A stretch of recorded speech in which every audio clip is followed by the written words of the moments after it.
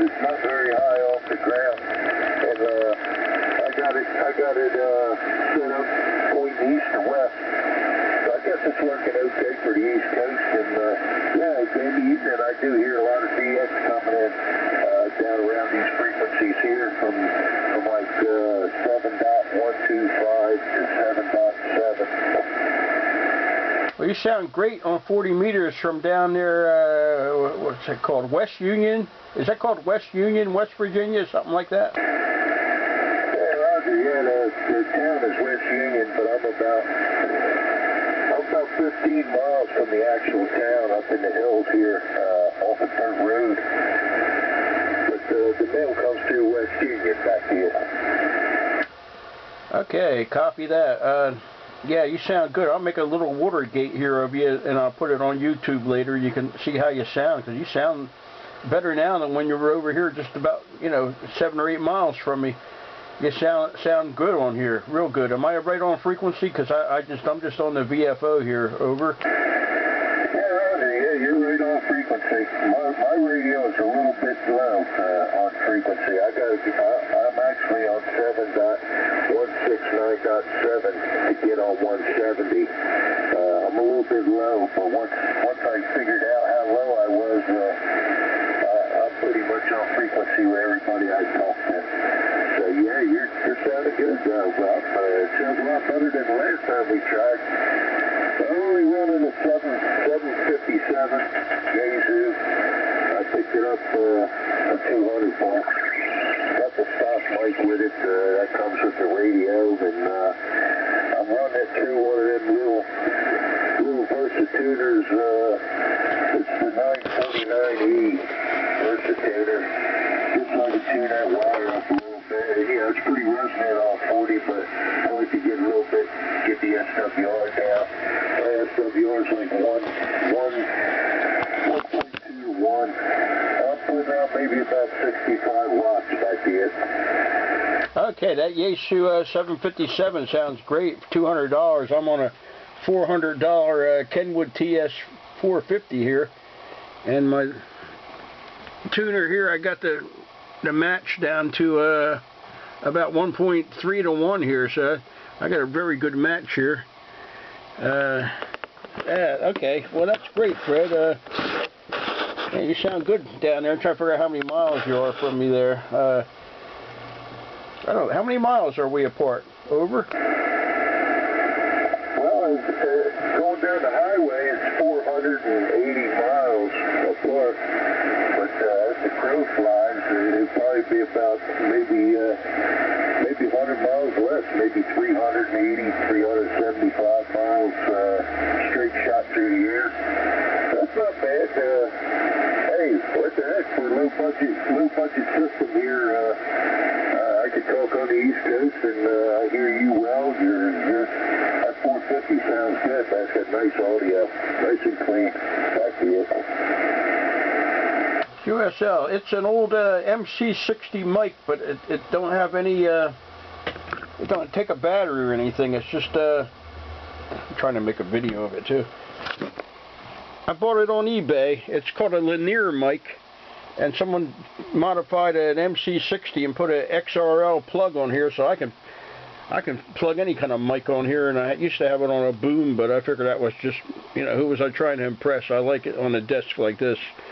And it's just stock. I just turned my processor on, turned everything all the way up to as high as it goes, and I guess I'm. Hello. It says here I'm doing about audio. I guess you're allowed to say audio on ham. It says 60 watts. That's what it's getting out. Getting 60 watts out there. So that's good enough to talk 300 or 400 miles. That's good enough for me. I'm on a very tight budget here, as you know. So my Yaesu amplifiers, I think the high voltage capacitors all went south on it. So I'll try to get that fixed sometime. But I guess I don't need an amplifier to talk to you. KF2JD from WA2CB. No amp to talk to me. We're running about the same power. I'm running right around 50 to 60 watts on the tuner here. don't think I can get much more out of this old radio. I don't know, it might have 100 watts out on another band, but on this band I'm only getting about 60. Well, hey, you know, for emergency use only, being back here where I'm at in the winter time, if things get rough and I need to call for assistance, at least I know I can call 300-400 miles and somebody's going to hear me. So that works out real good. Yeah, I'm not out here in clips, you know, I'm not going to spend thousands and thousands of dollars for no system like some amateurs do. But I'll just use it for what it's meant to be used for. Back to you. Yeah, Roger. Yeah, well, I'm not going to spend thousands and thousands of dollars because I don't even have hundreds and hundreds of dollars. I'm happy when I have $1. Today, my pension check went in the bank today. No, I guess it goes in on the 1st. But, you know, I'm not going to see any of that between keeping the household going here and groceries and Christmas shopping for the grandkids there. My radio budget is 0 this month, so I don't know. I was going to replace the antenna, but I see it's working fine with the tuner, so thank you for that antenna, because you gave it to me. I guess you put it together and it works good, and you and Ron put it up for me, and I appreciate that. And I haven't done a thing to it. It's drooping a little bit because I haven't even tightened up the ropes or anything on it. I haven't done nothing to the thing there, so that antenna, that's what I'm talking on, just the way you left it here about a year ago. KF2JD from WA2CB. That 60 watts is worth 10 over 9 in Central Virginia. Thank you, sir. Thank you. You got Whiskey America 2 Charlie Bravo. I'm in South Jersey here, near the Delaware Bay. Over. Okay, sir. I heard you. I was just passing by and I heard you.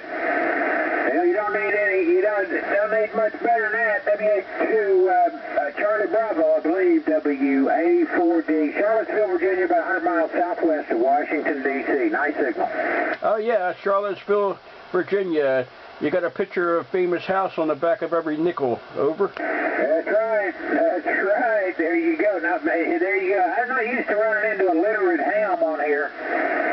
Well, I only have a high school education, and my friend Fred there, I don't know. He's a musician, but he's retired corrections officer, and he's from South Jersey also, but he just moved down there to West Virginia, and that's Fred KF2 Juliet Delta there. If you can hear him, my friend there. What's your name there? Yeah, okay, and hello, Fred. Of course he moved to West Virginia. You retired, he had to get out of Jersey. I don't blame him.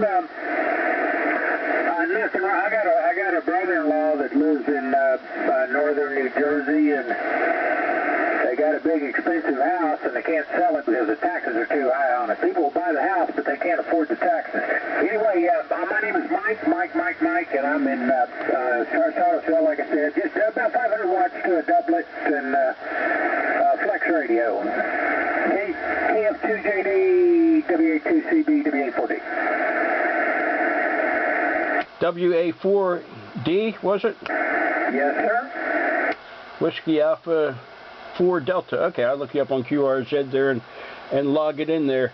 Okay, Mike. Well, you really do sound good, and I'm in South Jersey here, about 50 miles south of the Mason-Dixon line, and believe it or not, my taxes are only about $1,600 a year, but I don't have much of a house. I'm in the back room here. I got a pole barn outside there. I just live in a little bungalow here on the outskirts of Millville, New Jersey, on the old Buckshootum Road here, and I actually have pretty low taxes, but I'm retired, and they froze my taxes because I'm over 62 or something like that, so that they can't really raise them now, but I can't even get out of New Jersey because my house has cesspools, and now they want you to put septics in. It was okay when I bought the house in '88. It was fine, FAA mortgage and everything, and now I'm stuck here, but I don't care because my grandkids live right down the road, so I'll do what Fred did. I'll just give the house to my kid or grandkids someday, and maybe I'll head down there. I love it there in Charlottesville. Is that it, Charlottesville? Where you at there? Skyline Drive and all around that area. It's beautiful down there, Mike. I'll let you try to get back to Fred there. I don't know if you're hearing, if he's too close to you.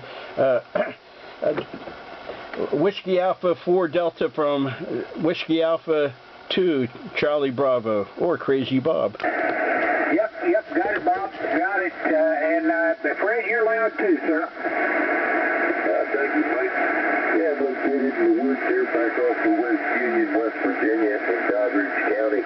Moved down here a few months ago, and I love it. It's real nice. And as far as them property taxes in New Jersey go, that's why I moved out of there. That stuff is killing me. I come down here and I'm paying like 1/6 of what I used to pay up there, and that makes my pocketbook feel real happy. WA4D and WA2CB, which is KF2JD. Take it away, Bob. Yeah, I found Mike's QRZ page here, and I'm just putting it on logging my contact.